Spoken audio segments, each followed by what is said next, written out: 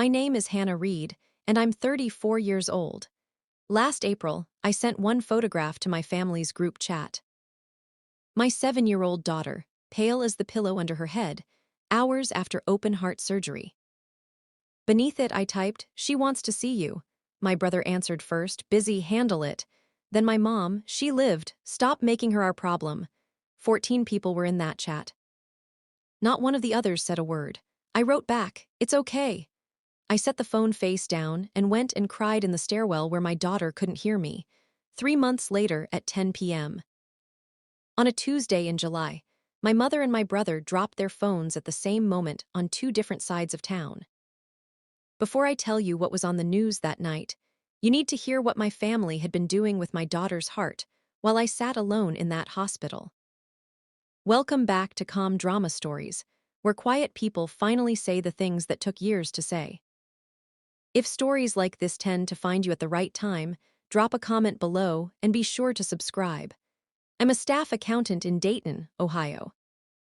I balance other people's books for a living, which means I know what a lie looks like in a ledger. I rent a small house with my daughter, Grace. She's 7, funny in a quiet way, and she was born with a heart defect. She calls the scar down her chest her zipper. My mother, Linda, lives 20 minutes across town in the house we grew up in. My brother Derek is 38, sells real estate, and smiles down at traffic from a billboard on Route 4. Our dad died 9 years ago. Heart trouble runs in this family, so does our way of handling it, which is to make sure the neighbors see us handling it. I was the daughter who handled things. Derek was the son who announced things. The last week of February, Grace went in for her regular cardiology checkup. Dr. Acaffer closed the door with a softness I felt in my spine. The valve they'd repaired when Grace was a baby was failing. "We shouldn't wait past spring," she said. Open-heart surgery at a children's hospital in Cincinnati, 90 minutes south. I called the insurance company, got the maximum out-of-pocket costs, and then I called my mother. I told her that her granddaughter needed her chest open to stay alive. My mother's first question wasn't whether Grace was scared. Her first question was, "Have you told anyone yet?" Within 48 hours, without one phone call to me, my daughter's face was on the internet asking strangers for money. The campaign was called Hearts for Grace. Derek built it on a Friday night with a fundraising goal with a lot of zeros. He never asked me. The local news even ran a feel-good segment. Derek sat in the interview chair, my mother held a framed photo of Grace, and I was invited to stand behind them like a coat rack that could cry on cue. Derek touched his chest on camera and said, "Family is everything to us." The total climbed past $40,000 that night. But as an accountant, I had a cold spot at the base of my neck. Every dollar was routed through one person, Derek Reed, the organizer with sole control of withdrawals. In March, I emailed Derek, attached the surgical deposit invoice, and asked him to either transfer the campaign to me as Grace's guardian or pay the hospital directly. Derek called instead and said I needed to trust the family. Then he handed me a $2,000 oversized novelty check in a parking lot while his photographer took photos for the campaign page. The caption read, "First disbursement to our brave girl." I couldn't fight a legal battle while preparing my child for open-heart surgery. So I bought a gray 3-ring binder, plain as oatmeal, and started printing everything. Screenshots, dates, that grinning check. An accountant's habit. They rolled my daughter away from me on the morning of April 14th. I sat in a waiting room in Cincinnati for 9 hours alone. A nurse named Bonnie brought me coffee and said, "Nobody should count tiles alone." At 4:10 p.m., while Grace was still on the table, I opened social media and found where my family was. The Hearts for Grace Gala, in a Dayton hotel ballroom. String lights, my mother wearing a satin sash that read Team Grace, Derek in a tuxedo at a podium. The caption read, "Tonight we celebrate hope." They had scheduled a party in her honor 90 minutes away on the day of her surgery and had not come. When Dr. Acaffer came out, she gave me the miracle. The surgery was successful. Later in the pediatric ICU, Grace woke up, looked at me, and asked, "Did Grandma come?" I said, "Grandma knew you were safe." Grace nodded and said, "Tell her I still have my zipper." I took one photograph of Grace alive and sent it to the family group chat of 14 people. "She's out." "She's okay, she wants to see you," Derek replied. "Busy, handle it." My mother replied, "She lived, stop making her our problem." 12 other relatives saw it and said nothing. I typed, "It's okay," went to the stairwell, and cried in silence. We came home 5 days later to medical bills. Between insurance deductibles, gas, and unpaid time off, our total damage was over $11,000. Meanwhile, the public campaign total sat at $112,000. I wrote to Derek again requesting funds. 3 days later, a bank transfer landed, $3,000 with the memo line, "Final." I called him. He told me the remaining funds were earmarked by the family to build a foundation in Grace's honor. "It's what's best for everyone," he said. "If you've ever been left alone by family when you needed them most, type alone in the comments, and don't forget to subscribe." It took me 11 days to find what my brother had built, the Grace Reed Foundation. Registered in Ohio. Director, Derek Reed. Treasurer, Linda Reed.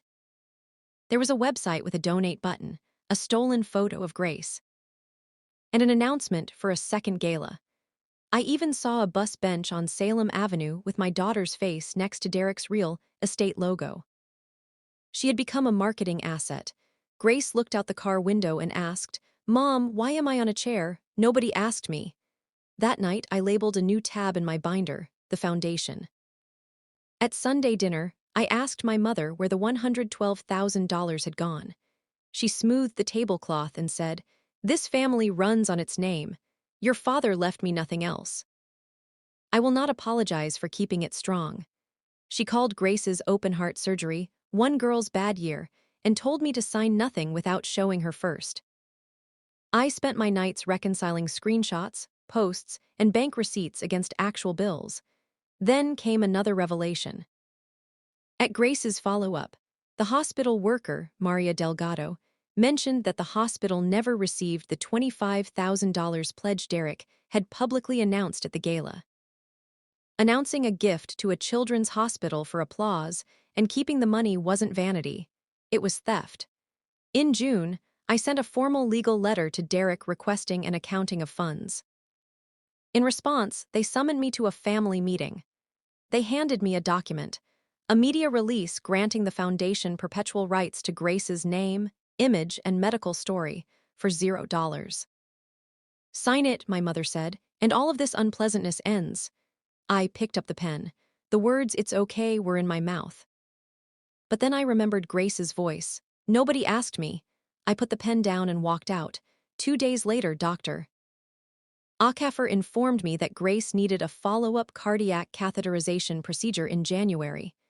Deposit due, $9,400. Our deductible had reset. That night, I wrote on the spine of my binder in bold letters, "Grace, everything." I submitted a 30-page misuse of funds report to the fundraising platform. 48 hours later, the platform froze the campaign. Derek called me 11 times in panic. My mother left a chilling voicemail. "You will not burn this family's name over money. Fix what you broke." When I didn't back down, my mother posted on Facebook, subtly framing me as an unstable, overwhelmed mother from whom the funds were being protected. Neighbors and acquaintances started whispering. Then, a caseworker from Child Protective Services showed up at my door, following an anonymous report about my ability to care for Grace. The caseworker found a spotless home, logged medications, and full pantries, eventually declaring the report unfounded. But Grace had heard the lower tones of the conversation and asked me, "Is the lady going to take me?" That was the breaking point. That evening, Derek's wife, Rachel, met me at a diner. She slid a folder across the table containing internal bank statements of the foundation, a 5-figure deposit for a resort planning retreat, monthly payments for Derek's new truck. Coded as a marketing vehicle, a full kitchen renovation for my mother's home, coded as office space. Rachel said, I sat at that table when they rehearsed what to say about you. My kids carry this name, too. If you use these, use them right. Paperclipped inside was the business card of Tess Calloway, an investigative journalist at Channel 7. If you've ever had to stand up to your own family for the truth, please subscribe. I met Tess Calloway. She laid out the 3 requirements for an investigative story. Documents, I had the binder and Rachel's statements. Independent confirmation, I filed a formal complaint with the State Attorney General's Charitable Law Section. A source on camera, on the record. Sources with faces, Hannah, Tess said. Otherwise, it's gossip with graphics. Tess asked if Grace would appear on camera. The producer wanted 10 seconds of her scar for emotional impact. I refused instantly. No face, no scar. My daughter won't be a prop again. Tess respected my boundary. She also warned me that if the platform refunded the donors, I would get 0 money for Grace's medical bills. I told her, I've never seen a column where the truth pays retail. A cease and desist letter arrived from Derek's lawyer. I ignored it because truth is an absolute defense against defamation. Then my mother showed up at my house late at night with an envelope of $10,000 cash and the media release form. Take it. Sign. Let us keep what keeps us, she pleaded. I pushed the cash back to her and said no. The next morning, I officially filed the complaint with the Attorney General's office and signed an interview agreement with Channel 7. Taping was set for Friday. Air date: Tuesday at 10 p.m. in the studio, under the bright lights. I laid out the financial evidence. Then I pulled out my phone and read the exact text messages from April 14th into the camera. Busy, handle it. She lived. Stop making her our problem. And my own reply, it's okay. I told Tess on camera, I've been saying that my whole life, it was never okay. I just kept absorbing the cost and calling it love. Tuesday at 6:00 p.m., 4 hours before the broadcast, my mother came to my porch with an envelope of $40,000 cash, a loan against her house, and Derek's truck sale. Call the reporter, tell her you overstated things. The family stays a family, she begged. I looked at the envelope. It meant financial peace and Grace's deposit. But my silence was the fuel their cruelty ran on.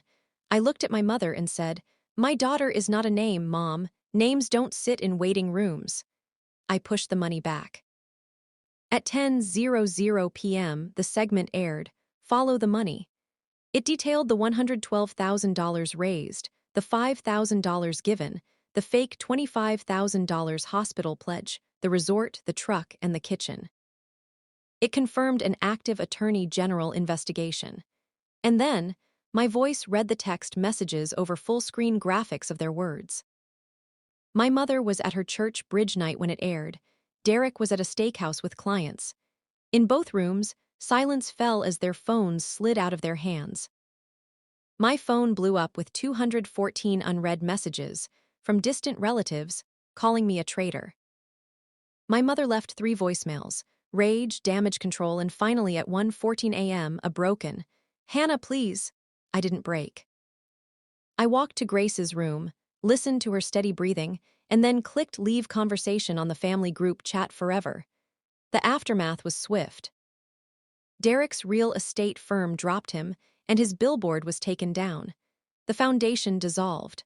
The frozen campaign money was refunded back to all the donors.